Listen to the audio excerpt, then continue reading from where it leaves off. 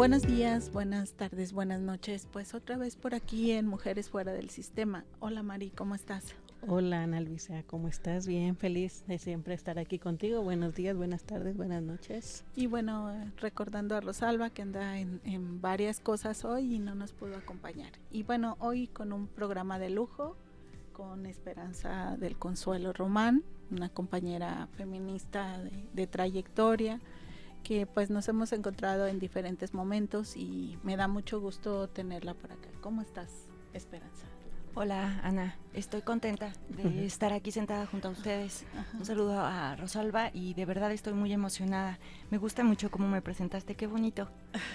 No, pues al contrario, para mí también es un lujo, como tú bonitamente utilizas esa palabra, y también es me gusta mucho reunirnos voces feministas, diferentes y diversas. Eso me parece como una práctica de sororidad y el diálogo entre nosotras, las diversidades, es necesario. Gracias, Ana. Y bueno, yo le decía a todas las compañeras invitadas que nos hacen el favor de venir acá y que también lo hacen con gusto, siempre nos dicen cómo quieren que las presentemos, pero esta Esperanza me pone aquí la cosa de que yo tengo que presentarla con lo que la conozco. Entonces, bueno, pues Esperanza es filósofa, y ha trabajado mucho desde este espacio como académica, como maestra, como docente de filosofía, pero también fue fundadora de la organización o de la colectiva Las Desobedientes, que durante un periodo de tiempo en este estado, para las personas que nos están escuchando y viendo, pues recuperaron todas estas expresiones artísticas desde el ámbito femenino, y era como muy importante verlas, hacer una fotografía viva, dialogar sobre algunos textos. También recuerdo que en algún momento hicieron como un compás entre música y poesía, y nos lo ofrecían a los espacios feministas cuando nos reuníamos en grandes foros o en conferencias, ¿no? Entonces creo que Esperanza es como una mujer que vale mucho la pena escucharla y verla por ese proceso que nos puede contar, que empezó muy joven en el feminismo y que en este momento ella dice, bueno, todavía hay vigencia del feminismo, ¿no? ¿O no, Esperanza? Ay, ya no me sacaste de la emoción de lo que estabas diciendo a la realidad. Me emociona muchísimo todo lo que dices de mí, porque me hiciste recordarme a mis alumnas actualmente, las que están tomando el círculo de mujeres que corren con los lobos. Siempre empezamos con la pregunta del quién soy, y luego las lanzo en quién me quiero convertir, pero muy a veces me hago yo esta pregunta también, ¿no? Y ahorita me hiciste pensar en quién fui. Esa esperanza de los 10 y tantos, de los 20 y tantos, que se peleaba con tratar de unir la parte académica, porque debo decir que he sido un ratón de biblioteca y que soy muy ñoña y me encanta la parte de la lectura y el conocimiento así, pero me gusta mucho también el actuar, y entonces no entendía esta parte del saber sin la práctica. Y así surge justo Las Desobedientes, ¿no? Que este proyecto que me recuerda es como crear un puente a partir de la experiencia ya que yo sentía que tenía a los 20 y tantos, de unir la academia con la actividad, y con la actividad específicamente del arte, ¿no? Porque creía mucho más que creábamos, otra vez insisto, el puente entre el movimiento feminista y el diálogo con la sociedad, que todavía sigue siendo una palabra a la que le seguimos teniendo miedo, a la que nos acercamos actualmente porque está de moda, un poco como lo comentábamos, ¿no? Que hubiéramos imaginado que el movimiento feminista se iba a poner de moda, Ana. Creo que era casi impensable, ¿no? Y que hay que aprovechar un poco esta racha, quienes tenemos ya como callo, para volver a poner el tema a dialogarlo, ¿no? Porque también se pone de moda, pero pues la moda también banaliza los temas, y creo que no debemos hacerlo así. Pero bueno, ya me fui muy allá. Gracias por la presentación, Esperanza del Consuelo Román, porque no me gustan los títulos universitarios, pese a que soy universitaria, y me peleé mucho con eso, porque considero que el conocimiento no necesariamente se adquiere en las aulas, y que a veces el encerrarlo ahí no nos permite observar cómo la realidad en las calles, en el diálogo, en las comunidades, en otros espacios, también son fuente de conocimiento. Entonces, por eso no me gusta como cacareo los huevos, ¿no? Así universitarios, porque me he peleado mucho con esa parte. Sin embargo, Esperanza, creo que justamente porque a veces creemos que el feminismo está de moda, algo que ha hecho el feminismo es visibilizarnos, que nos vean, que sepan que somos personas plenas, pero que además tenemos un conocimiento. Entonces, no sé, Mari, si tú quieras comentar algo más de Esperanza. Claro que sí, bueno, la conozco, nos conocemos, hemos desayunado juntas. Dábamos clases en la misma materia, compartimos ahí algunos encuentros, algunas tristezas también que nos colocaron en el momento, ¿no? Y me da mucho gusto volver a verte, Esperanza, sobre todo compartir estos espacios. Cuando tú partes de la idea de quién soy, recuerdo mucho cuando te negabas al asunto de titularte, porque estabas aferrada a este asunto, ¿no? Entonces yo me acuerdo mucho que te comenté, es que es necesario nada más. Tómalo como un asunto administrativo y solo eso. Porque si no me pagaban, de eso tenemos que hablar, lo que era como, pues, si no tienes el título, resulta que ya te habíamos contratado, y debemos decir en qué escuela, además era en la Inés, en la UNAM, yo ya había dado clases y el título, pues nada, es que no está titulado, entonces todos, ¿a quién se le pasó? ¿No? Entonces, pues no me iban a pagar si yo no tenía el título, entonces pasó más de un año, creo, antes de que pudiera cobrar esas clases, y por supuesto, pues tampoco volvieron a contratarme, que iniciamos este proyecto de las materias de género, ¿no? Cuando la Inés llegaba acá a la UNAM, también eso es bien interesante. Claro. Ay. Entonces, sí, aparte de todo eso, cuando dicen quién soy, pues obviamente entiendo por qué tu afán del estudio de Simone de Beauvoir, ¿no? Tan existencialista, tan preguntándose qué es un sujeto y por qué vivimos desde la otredad. Uh-huh. Entonces yo creo que ahí parte tu sensación y tu manejo de la esperanza de cambiar a lo mejor las letras por acciones, como lo decías ahorita que regresábamos, ¿no? Que veníamos para acá. Entonces sí, qué bonito volvernos a encontrar. Yo parto con una premisa fundamental que hablaba de Simone de Beauvoir.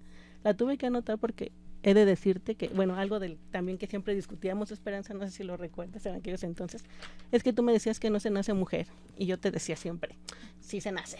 Obviamente soy bióloga, entonces deben de entenderme que yo no entendía esta cuestión, pero la libertad, dice Simone de Beauvoir, es la autonomía del sujeto y es siempre absoluto, de acuerdo a lo que decía Sartre, ¿no?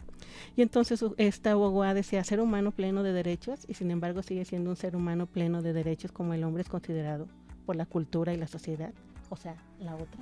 Realmente somos sujetos de derecho cuando nos consideran otra. Realmente el sujeto de Simone de Beauvoir no tiene una libertad plena. Realmente ese sujeto de Simone de Beauvoir es un momento en que todas las acciones que emprende, su libertad está más o menos condicionada. Y yo siempre lo he dicho también, más o menos dada de acuerdo a las circunstancias. Yo creo que de ahí podríamos arrancar un poquito, ¿no lo sé, Ana?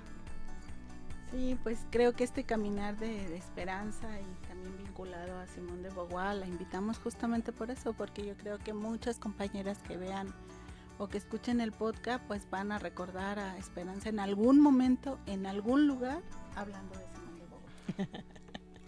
En algún momento, en algún lugar, hablando de Simone de Beauvoir, y de hecho yo no me acordaba de esta anécdota que Maricruz nos cuenta ahora, no me acordaba, Maricruz, que me la pasaba diciéndote que no se nace mujer, sino que se llega a serlo, que es una frase de El segundo sexo, la obra más conocida de esta autora francesa, que ustedes ya me lanzaron al ruedo inmediatamente, pero está perfecta.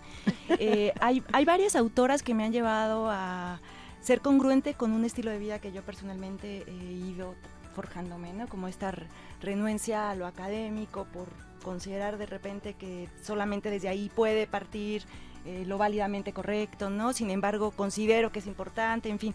Yo la he encontrado como palabras a partir de varias autoras. Una de ellas es Simone de Beauvoir. Cuando yo la conocí, que también eso es importante decirlo, actualmente en algunos programas ya de la Facultad de Filosofía, aquí en la Michoacana y en otras universidades, ya se habla de autoras filósofas, ella es filósofa. Es importante que se conozcan sus pensamientos porque justo la filosofía pues es una materia que cuestiona las sociedades, ¿no? Uh-huh. Y las mujeres difícilmente se mostraban esos pensamientos, no significaba que no estuvieran pensando. Bueno, en fin, Simone de Beauvoir es una mujer que cuando yo la descubro y la empiezo a conocer y a leer, digo, wow, yo soy, ¿no? Yo soy, como cuando leí también a Sor Juana Inés, más allá de saber lo que se decía de ella, cuando yo la empecé a leer, dije, ¡guau! Yo soy también, ¿no? O sea, encontrar espejos en las palabras de otras mujeres a mí me ha encantado. Y Simone de Beauvoir, en esta obra muy complicada, debemos decirlo, de El segundo sexo, porque es un ensayo filosófico, es un ensayo al cual te da miedo verlo y te da miedo leerlo cuando empiezas a intentar comprender conceptos de historia, conceptos de filosofía, y es un texto que además de complicado, también te habla de cosas que resultan fundamentales para la sociedad, como la maternidad, como qué es la mujer, como qué tiene que hacer. Es el primer texto escrito donde se cuestionan estos temas que aparentemente son banales o de lo cotidiano. Y esto es muy interesante porque cuando ella lo hace, el libro se publica en 1949, uno dice, güey, ya estábamos en el siglo XX. ¿Cómo es posible que en el siglo XX estas preguntas no se hubieran hecho? ¿Por qué nadie las había hecho? Y justo de eso se habla en El segundo sexo. Y esta afirmación, regresando a lo que Maricruz me decía, de no se nace mujer, se llega a ser lo que es, dentro de las un montón de frases que el libro tiene, claro, que pueden ser mencionables y casi, porque este es uno de los libros que yo considero como una de las Biblias de las mujeres, no se nace mujer, se llega a serlo, es una afirmación que es bastante interesante de reflexionar, porque ¿qué es la mujer? Más allá de lo biológico, ¿no? Maricruz dice, bueno, pues claro que soy mujer, porque ella lo ve como bióloga desde esta definición, pues no puedo ser otra cosa, ¿no? Claro. Pero para una filósofa como Simone, que como un poco yo, que de repente nos complicamos un montón de cosas, la pregunta es más trascendental, es decir, claro, va más allá, es más metafísica. ¿Qué soy más allá de la corporalidad? Entonces, si se fijan, ya es el primer texto que empieza a poner ahí en cuestión y en la mesa de diálogo el tema de lo que ahora también está de moda, el asunto del género y lo transgénero, ¿no? Y luego la teoría queer, ¿no? Porque también está, ¿quién es? Judith Butler, es la claro, que empieza a escribir respecto a esto. Ella dice, a mí se me vinieron estas ideas a la cabeza a partir de que yo leí en alguna ocasión El segundo sexo, porque Simone de Beauvoir es la primera que empieza a cuestionar, bueno, ¿y qué somos como mujeres? Y resulta que la feminidad está rodeada de tantos adjetivos sociales y de tantas cosas que nos vienen externas, que son construidas, que son culturales, pues que resulta que la mujer, pues es un... Hay otra que no me acuerdo ahorita qué autora es, que dice que las mujeres somos como una especie de envoltura de regalo, ¿no? O sea, por afuera, importa un montón cómo nos veamos, pero lo que haya en la cabecita, qué horrible, ¿verdad? Eso no importa tanto porque lo de adentro no importa. Y se afirma de esta manera muchos dichos como el de calladita te ves más bonita, o aquel que da título al libro de otra feminista, la de Rosario, el de Mujer que sabe latín, ni tiene marido ni tiene buen fin, ¿no? Simone de Beauvoir fue de las primeras mujeres que empezó a ir a la universidad porque ella ya estaba viviendo, ella es francesa, entonces Francia es una sociedad diferente a la nuestra, sin embargo, y pese a ir como un poco más adelantados que nosotros, también empezó a plantear cosas que en su sociedad aparentemente avanzada, pues no se cuestionaban, como el papel de las mujeres en la academia, en el tener derecho a decidir sí o no casarse. Es que son tantas cosas. Maricruz también decía, ¿no? En esta presentarme, que de hecho gracias por esa presentación que me hicieron, me cargaron mucho de las pilas, en serio me hicieron recordar cosas que a lo mejor activamos. Claro. Hay otro libro de ella que es un texto autobiográfico. Ella pertenece a una corriente que se llama la corriente existencialista, y para los existencialistas la pregunta tiene que partir del ser humano. Y ella después dice, y de la mujer también, ¿no? Porque entendamos que el ser humano no ha sido tan neutral como pensamos. Y entonces ella dice, ¿quiénes somos y quién soy yo? Esa es la pregunta fundamental. En su libro autobiográfico, porque dice, todas las personas deberían sentarse a escribir su propia historia, y para que me conozcan a mí, dice ella, voy a empezarlo a hacer, y escribe Memorias de una joven formal. En Memorias de una joven formal hay una anécdota que cuenta cuando ella es niña y está en el kinder, que dice que su maestra les da avellanas. Y ella, la maestra, porque Simón le dice, no quiero, gracias, la maestra le dice, ay, pero a todas las niñas buenas les gustan las avellanas. Y Simón voltea y la ve y dice, yo solo pensé y le respondí, es que yo no soy una niña buena, yo soy yo. Y eso a mí me encanta, ¿no? Me fascina, porque determinar quién soy yo, el asunto de la identidad y más de la identidad como mujeres, sigue siendo todavía un problema ontológico. La ontología estudia el ser. Y el gran debate del feminismo. Y el gran debate del feminismo, ¿no? O sea, entonces, ¿cómo no traer a colación a esta autora o al debate actual las preguntas que ella nos plantea en este libro y en todos los otros que ella escribe, porque por esto la conocemos, pero vale la pena resaltar que ella no era feminista cuando escribe este libro, ¿eh? Es lo que íbamos a comentarte, ¿no? En efecto, ella nunca fue, ella no se reconoció feminista. No se reconocía como feminista. Además, a mí me llama un montón la atención que siempre en sus biografías, donde tú busques, que no escribe ella, su autobiografía, hablan de quién es esposa. Ah, sí, que además, fíjense, el término esposa, pues tiene toda una connotación social que Simón y Sartre conscientemente no quisieron, o sea, ellos no fueron esposos, porque no quisieron ser esposos, vivían una manera libre del amor, y era por acuerdo, no, era una decisión hablada, consensuada, donde ambos se permitían relaciones externas a su relación, porque se amaban, y de hecho su relación no se fundamentaba pues en el asunto de lo sexual, nunca vivieron juntos, es muy extraño para muchas personas que entendemos el amor como esta idea romántica de la monogamia y del matrimonio por lo civil y luego por lo religioso, ¿no?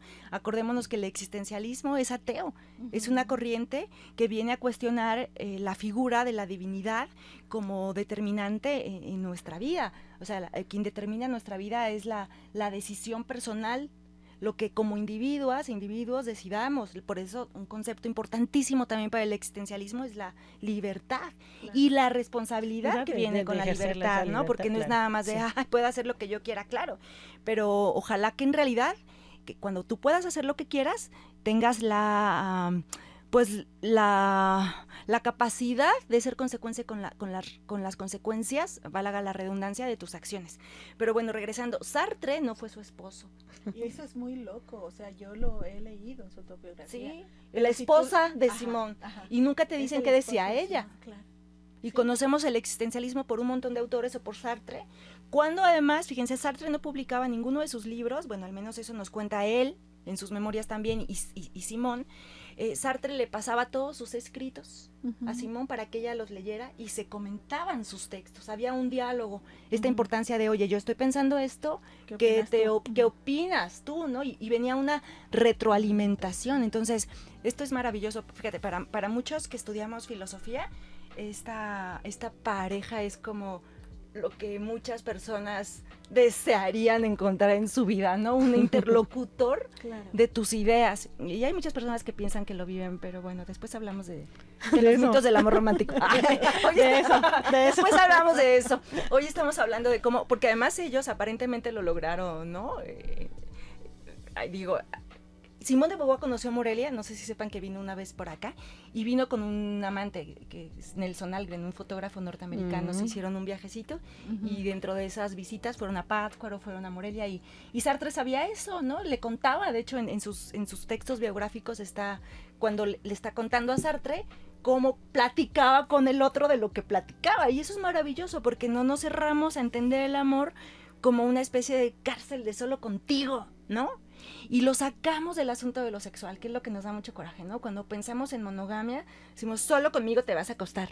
y uno dice, bueno, pues no debería ser así porque el feminismo cuestiona que las mujeres somos libres de decidir con quién, cuándo y cómo, y no necesariamente casadas, ¿no? ¿Cierto? Y no necesariamente monógamas. Pues yo creo que ahí fue como el asunto de Simón, ¿no? El asunto cuando ella cuestiona, sí, somos iguales, sí somos reconocidos, tenemos el asunto de la libertad, pero las circunstancias son diferenciadas. ¿Por qué? Porque la sociedad me indica a mí como mujer a vivirme de una manera y hacerme de una manera. Entonces, como confrontar esa sociedad, hacer esto que ella hacía, compartirlo con su pareja, yo creo que es lo relevante. Creo que es uno de los grandes aportes de vivirse en libertad, pero además tener una voluntad de sentido. Exactamente, y hacerte estas preguntas y tener la valentía, miren, la voluntad para ver en realidad todos los prejuicios que nos rodean a las mujeres, que es lo que por ejemplo ella nos muestra muy claro, nos devela. Si ustedes no han tenido la oportunidad de leer este libro, aunque sea complicado, por favor léanlo, o véanse, hay un documental muy interesante que está en el internet, así a la vista de todos, que pueden bajar, que habla del segundo sexo, ¿no? De cuando ella lo escribe y el efecto que tiene en la sociedad mundial el texto, porque es como si nos dieran cachetadas guajoloteras, ¿no? Nos hacen sentir que en efecto todo lo que nos han dicho en relación a cómo debo ser como mujer pues puede ser una falacia social, o de hecho lo es, ¿no? Entonces es muy interesante que, de hecho, no sé si sepan, y no sé si todavía, pero este fue uno de los libros prohibidos por el Vaticano, o considerados así como no lo leas peligroso, porque te voy a excomulgar, ¿no? Entonces ya solo justo por eso, por favor, léanlo, porque el asunto de poder cuestionar nuestros prejuicios, o el asunto de poder transgredir las normas cuando alguien te dice no pienses con respecto a eso, a mí siempre me ha hecho al contrario, ¿no? Porque no quieren que vea, porque no quieren que me pregunte, porque no quieren que yo misma decida, porque el problema acá está no en las condiciones aparentemente neutrales de la sociedad, o sea, sino hacia las mujeres, que dicen, ahora las feministas lo que quieren es que, no, lo que queremos las feministas es que las mujeres puedan decidir qué es lo que deciden en su vida, y que no se les obligue a ser mamás, a ser amas de casa, a cuidar a un esposo, a ser bien vistas y solo buenas personas si viven civilmente casadas. O sea, el asunto de lo moral alrededor de la condición de las mujeres sigue siendo vigente, al menos en una sociedad como Morelia, ¿no? No sé cómo anden allá, yo creo que en España ya no tanto, yo creo que en Francia ya no tanto, yo creo que en Argentina ya no tanto, pero en México y en Morelia las mujeres viven rodeadas de preceptos morales, culturales y religiosos, que cuando les hablas de estas autoras, fíjense, este libro publicado en 1949, cuando nosotras hablamos de estas ideas que para nosotras, por tanto, repetirlas quizá ya nos parezcan como normales o cotidianas, para muchas mujeres, al menos, por ejemplo, yo pienso en mis alumnas cotidianas que vienen al círculo, son ideas totalmente nuevas y revolucionarias y transgresoras. Y en ese sentido creo que es necesario e importante que quienes las conocemos, las repitamos. Y las demos a conocer a otras. Por eso cuando Ana me invita a este podcast, porque alguien va a decir, pero si Esperanza ya no hace nada, ahora prefiere estar en casa con sus gatos, porque prefiero estar en casa con mis gatos leyendo, eso debo decirlo. Pero creo que siempre que hay un espacio que nos va a permitir difundir la palabra, aquella que nos haga sanar, que nos haga estar mejor, que nos lleve a repensar la vida para ser más libres y para ser mujeres poderosas, es importante que estemos ahí. Ana. Sí, entonces, por supuesto. Sí. No sé qué más quieren que hablemos de Simón, porque todo es necesario, ¿no?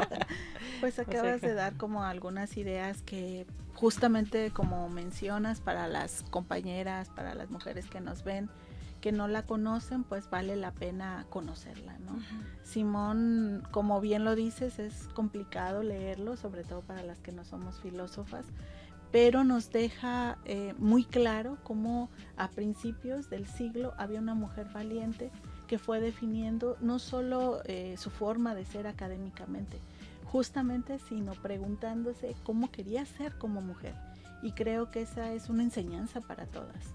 Todas las que hemos pasado por el feminismo, en algún momento hemos retomado alguna de sus frases, que hablan justamente de la libertad, que hablan de la autonomía de los cuerpos, que hablan de que estas autonomías de los cuerpos son un territorio y una soberanía nuestra. Y creo que eso es aún hoy muy transgresor. ¿Sí? No de en vano vemos que grupos derechistas están llegando en América Latina, ¿no? Tú hablabas de las mujeres de Argentina, pero yo pienso en los índices de feminicidio, no solo en Argentina, en España, en la propia Francia, y no son tan diferentes a los de Morelia. Entonces creo que cuando hay estas formas extremas de violencia, sí tiene que ver con estos procesos de regresar, y por el otro lado creo que nuestra responsabilidad es traer las voces de estas autoras que tienen pues un siglo más y que siguen diciéndonos: tienes que ser libre en el cuerpo, tienes que ser libre en la vida y tienes que seguir luchando. Ay, Ana, es que dijiste tantas cosas que ya no sé qué retomar, porque el tiempo se va tan rápido, dijiste tantas cosas importantes.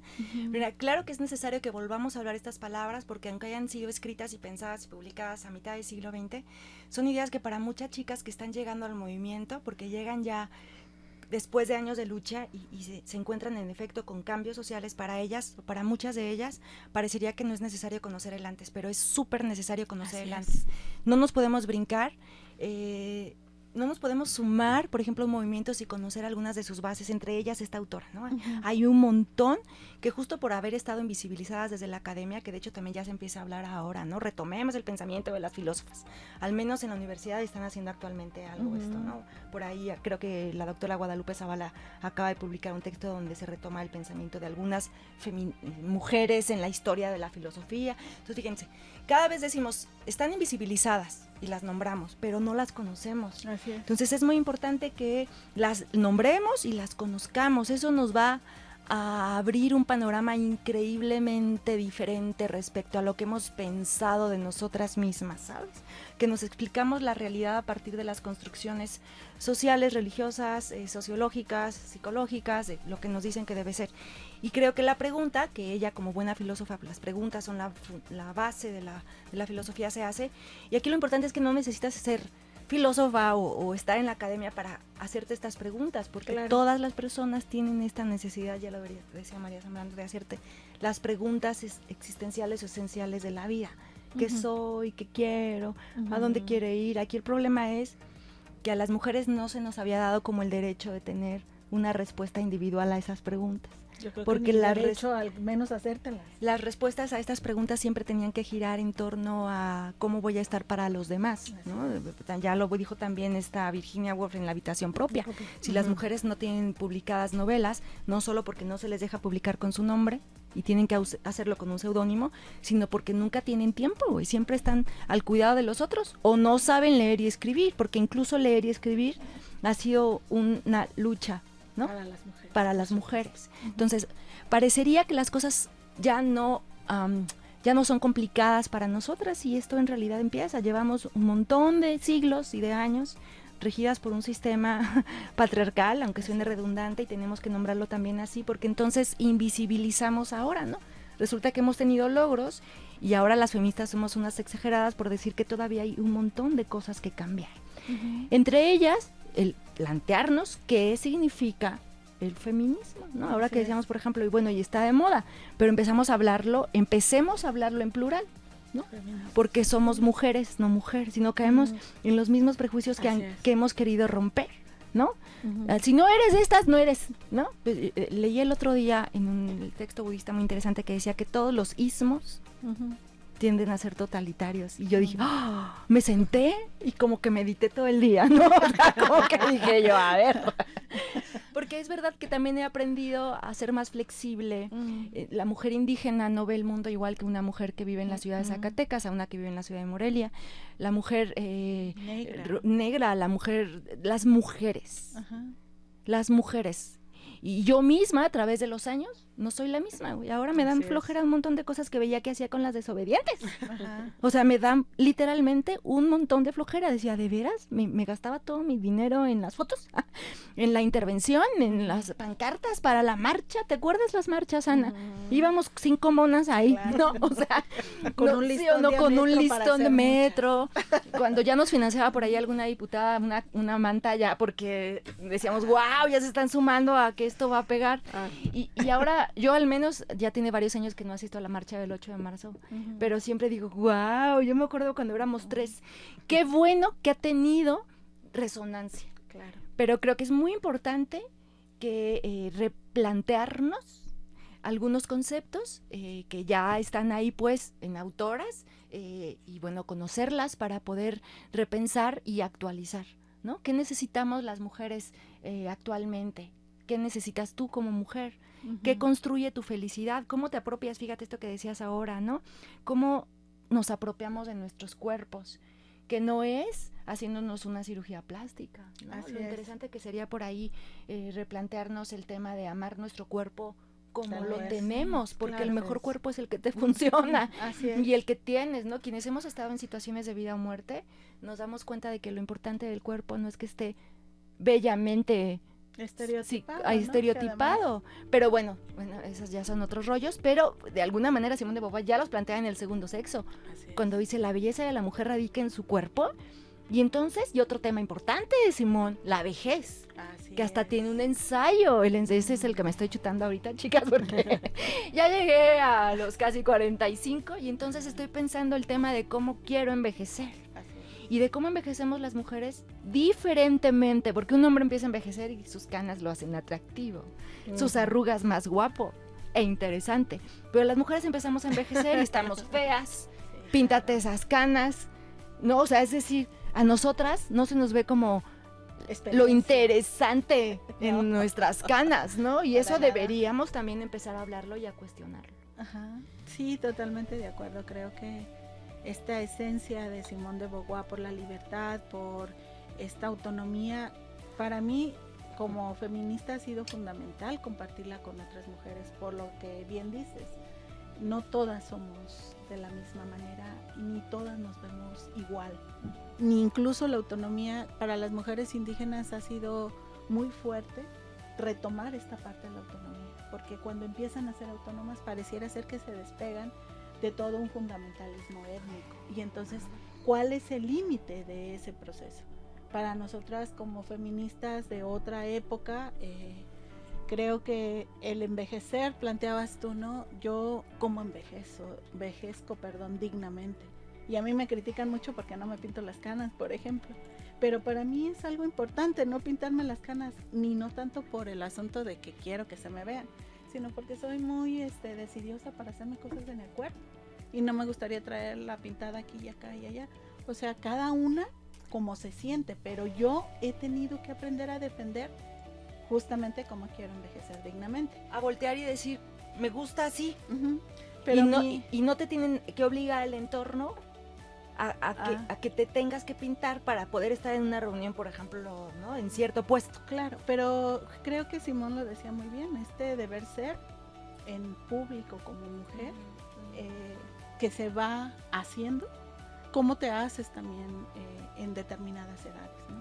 Y mi hija siempre dice, bueno, cuando cumpla los 60 ya no puedes tener posma, déjasela a otras. Y a mí me da mucha risa, ¿no? Por un lado, pues eso puede ser muy fuerte, pero por el otro creo que es real, o sea, ¿en qué momento vamos pasando la voz a otra? Y cómo yo me quedo con mi voz en otros espacios. Creo que eso también es interesante y es algo que he estado reflexionando como parte de la vejez, como parte de esta retirada como feministas, ¿no? Y qué bueno que lo dices, porque pues hay muchas formas de sentirnos feministas. Que fíjate que yo, perdón, pero diste un poco en el clavo de las cosas que andamos pensando últimamente, de manera individual y en equipo, porque yo creo que se trata de empezar a hablar desde nuestro feminismo, uh-huh, en los nuevos espacios que estamos sabiendo existen, porque los estamos empezando a repensar, los espacios de la vejez, de la adultez, uh-huh, de estarnos sintiendo diferentes en nuestro cuerpo y en los espacios donde estamos, vivirlos también diferente. Yo no creo ahora que tengamos que dejar de nombrar, de hecho creo que justo por eso tenemos que seguir alzando la voz, fíjate, esta uh-huh, flojera que me ha dado últimamente hacer muchas cosas, como antes sí lo hacía, yo claro, todo el tiempo estaba gritando y haciendo algo, uh-huh, y en la calle y fotos, todo el tiempo, y ahora digo, ay no, pero últimamente digo, es que al no ser la misma, ahora lo haría diferente. Claro. Y creo que es necesario que desde esta diferencia, las mujeres de 40 y tantos, las mujeres de 50 y tantos, las mujeres de 60 y tantos, las mujeres de 70 y tantos, las mujeres de 80 y tantos, sepan que tienen su voz por estar viviendo esa etapa, porque nunca somos iguales. Las de 17 no piensan como yo, las de 27 tampoco. Uh-huh. Es decir, cada etapa de la mujer y de las mujeres va teniendo necesidades diferentes. Así y esas deberían hablarlas cada una desde las etapas, no decirnos las jóvenes lo que debemos hacer, las de nuestra edad, y nosotras a las otras, o sea, claro, cada una, como un feminismo muy individual, muy personal, pero también muy consciente de la etapa en la que estoy. Es decir, creo que es importante apropiarnos de los espacios con la voz que tenemos en el ciclo en el que estemos. Uh-huh. Yo ya ando pensando el otro día en la menopausia, ¿no? Que me dijeron, es que seguro ya estás entrando a la premenopausia. Yo, O sea, dije, ¿qué? Yo acá sintiéndome, ¿qué? ¿Joven? O sea, dije, ¿de verdad? El tema de la menopausia es otro tema de las mujeres. Así es. Entonces, las chavas no están pensando en ese tema, saben que viene, ¿no? Otro tema en el que no están pensando y casi nadie, de una manera consciente, nueva, diferente, transgresora, la maternidad. Uh-huh. Parece que es algo que como haces del baño, ¿no? O sea, como si, estoy embarazada, tengo un bebé, voy a tener otro. Y no, a ver, ¿quieres ser madre? ¿Decides ser madre? ¿Cómo quieres ser madre? ¿No? Una feminista tendría que romper los estereotipos de cómo ejercer la maternidad, cómo llega a ella. No vamos a cuestionar acá, pero el asunto es que seguimos reproduciendo sociedades que lo que hacen justo es reproducir, diría Marcela Lagarde, nuestros cautiverios. Claro. Entonces, una generación cambia. Yo recuerdo a Fernanda Navarro diciendo que nosotras hacíamos esto. Si viviéramos las consecuencias de lo que ellas y antes de ellas ya se empezaba a hacer, otro gallo o otra gallina cantaba. Pero parecería que tenemos que empezar del ay yo. Sin embargo, creo que lo que sí hemos logrado situar y que para mí es muy alentador para el futuro es un movimiento feminista que se renueva y que hay muchas mujeres jóvenes feministas que nos están convocando a la congruencia, justamente a no olvidar que el feminismo no es hegemónico, no importa desde el lugar donde lo estemos ejerciendo. Y creo que para mí eso sí es un aliciente, es algo que después de estar casi 40 años en una organización, digo que ese es mi aporte a la sociedad, ese es mi aporte a las mujeres, a las niñas, a que sigan pensándose como sujetas, como lo decía Simone de Beauvoir, pues hace casi un siglo, ¿no? Entonces creo que eso para mí es muy importante, Esperanza. Claro, el asunto de pensarnos como individuas y no como la parte segunda. Sí, y aparte, esta parte que estás retomando, Esperanza, que la igualdad, no somos iguales. No nos vivimos iguales, no pensamos de la misma manera. Y también esa una cosa que ella defendía, ¿no? La igualdad, ¿cómo la vivimos? ¿Desde qué perspectiva? Y hacia dónde la queremos llevar. Sí, es un asunto de replantearte quién eres, cómo lo vives, pero además darle sentido a partir de que toma sentido para otra o para otros. Porque no somos entes individualizados, somos entes que nos obligan a vivir en sociedad. Y en esta sociedad, ¿cómo la quiero transitar? Yo creo que son de los grandes planteamientos de Simone. A mí me gusta mucho cuando dicen, hay una invitación a la no hegemonización, ¿no? Pero realmente hemos planteado esa idea. No le hemos planteado la deconstrucción de esta idea. Y creo que ahí es donde me queda claro el pensamiento de Simone. No somos, nos vamos construyendo. Y nos vamos construyendo de pedacitos de la otra y del otro, que dejó algo de él o de ella en mí. Exactamente, y mira qué bonito, pero fíjate qué bonito, Maricruz, esto es poético, ¿no? Qué bonito que si pudiéramos aprender y ver el mundo. Para eso necesitamos mucha voluntad y mucha flexibilidad y bajarle mucho al ego egoísta, que el egoísmo y el ego son necesarios para vivir, pero a veces hay que replantearse los cómo.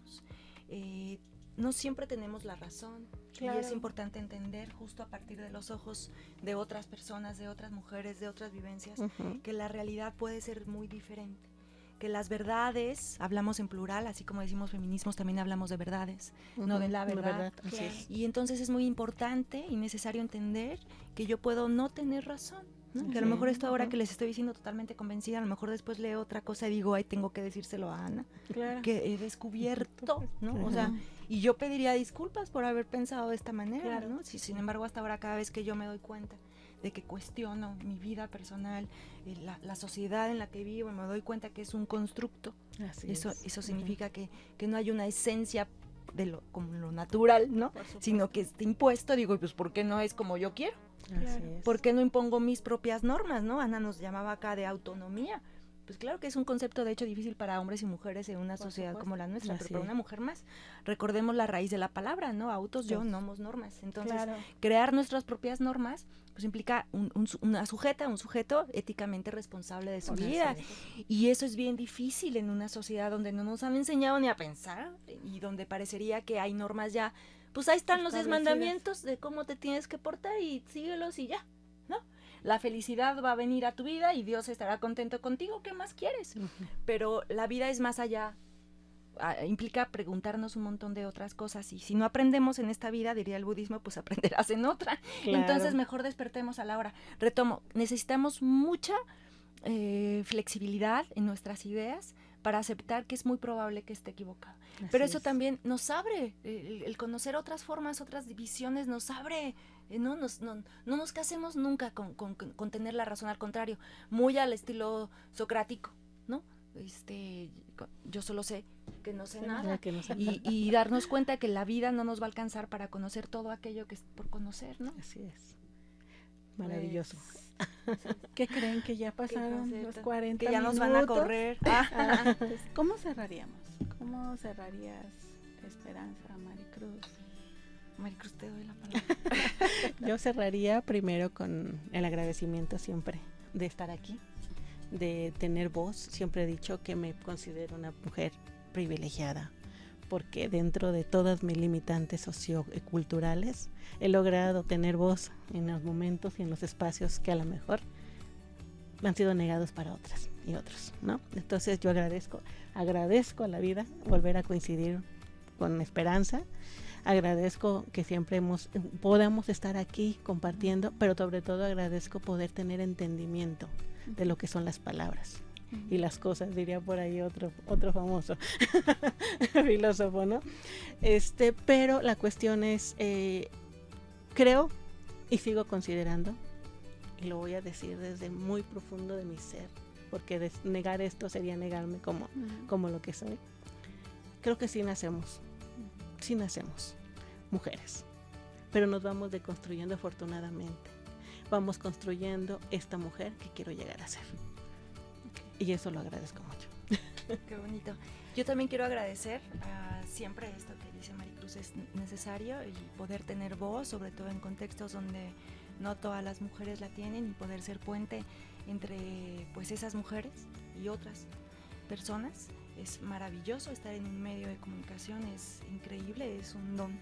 Bueno, yo creo que las palabras hacen magia, es uno de los lemas de Casa de Hadas. Creo que es importante que construyamos magia entonces, que atraigamos a nuestra mente, a nuestro corazón y a nuestra vida cotidiana las palabras adecuadas, y creo que es necesario que conozcamos otras, que conozcamos a otras mujeres, que leamos a Simón, que retomemos la poesía, que creemos el diálogo entre nosotras mujeres, seamos o no feministas, y el diálogo con nosotras mismas.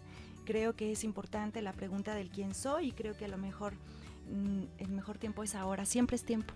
Sí. Entonces, si nos estás escuchando y dices, no, pero pues yo ya, pues ahora que escuchas, este es el tiempo. Agradecerte, Ana, agradecerte, Maricruz, el espacio. Y bueno, pues nada, la construcción de diálogos entre nosotras creo que es necesario, y más allá de decirlo, hay que empezar a ejecutarlo. Pues muchas gracias, Maricruz, por la compañía, y gracias, Esperanza, por tu palabra. Creo que lo más importante es seguir visibilizando estas experiencias, seguir visibilizando a mujeres como Esperanza del Consuelo y a muchas otras compañeras con las que hemos caminado, con las que hemos coincidido, con las que nos hemos peleado, pero que continuamos en este proceso de construir un ser mujer donde cada una se sienta feliz y libre. Muchas gracias, y bueno, esto fue Mujeres Fuera del Sistema.